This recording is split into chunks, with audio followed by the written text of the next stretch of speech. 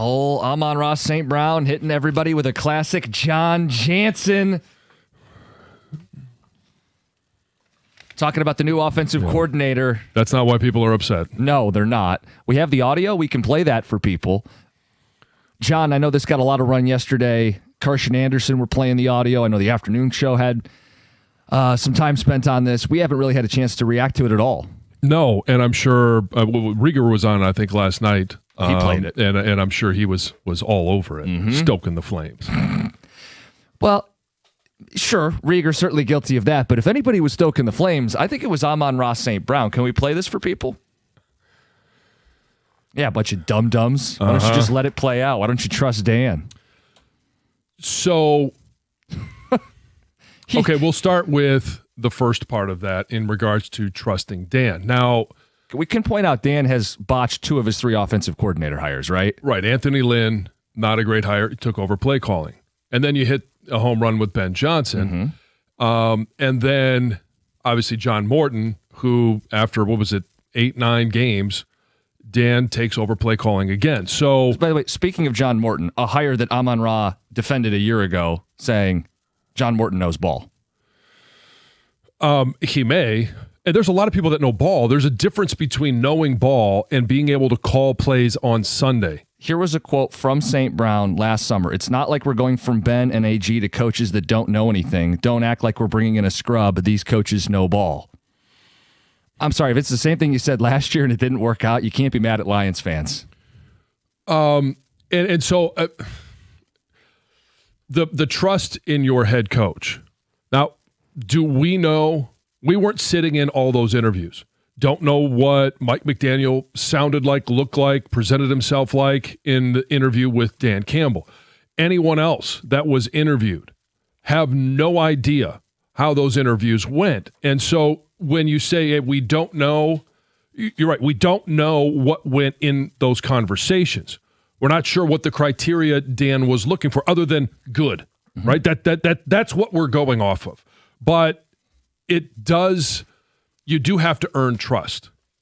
And when you have one in Ben Jansen that hit, all right, you get a little bit of credibility, you get a little bit of trust. But when you miss on the other 2, it starts to whittle away at it. And then to come out and say, Lions fans don't know much about anything, any ball. Like that to me, because you could hear his brother. Did you hear his brother in there? As soon as he says it, if you watch the clip on social media, I would encourage people to do that. Watch the clip because you can see his brother a little bit shocked. Like, whoa. Yeah, he says, whoa, what, and then all of a sudden, said that. Amon-Ra St. Brown sees his reaction and then instantly backtracks and says, oh, but I love all Lions fans. So let's play it again, and maybe you can hear the backpedaling in real time. So how did it play out last year? Dan had to take away play calling duty halfway through the season. And the offense got better. And it was still a top 5 offense. It played out with him on the couch for the playoffs. Right. And I mean, that's the other thing is the reason you're making a coaching change isn't because Ben Jansen got hired away. It's because you fired your OC mid-season and you ultimately didn't make the playoffs. So, what I want to be clear on this. I actually like the hire. You like the hire. Drew Petzing, we see the vision. But this ain't it. Because you're not a trusted messenger when you rubber stamp every hire the coaching staff makes and they all haven't been good. And then when you come out and attack your own fan base, that's just not it, man. No, they have every right to be skeptical and doubt. And he could. I don't expect him to come out and say this is a bad hire. Right. And I'm not talking about this one, but like for John Morton, like players, you're going to be asked about the hire. And so if it's, well, I like the hire, and then let's see how it plays out. Okay, end of sentence, and everyone moves on. We didn't even spend that much time last year talking about him, rubber stamping John Morton. Like, whatever. He's a player, right? And I don't care really what he has to say. But then to take a shot at Lions fans, and I'm not mad. I just was really surprised that he went there. You know what this sounds like to me? That he's still in the honeymoon phase. Remember when we declared the honeymoon's over for the Lions back in December, and this regime that now it's time to get down to dirty. That it's time to start questioning some things. Your head coach is 1 for what, 3? Yeah. And OC hires, that's less than 50%. We can have doubt. Well, I don't necessarily see it as he's still in the honeymoon phase.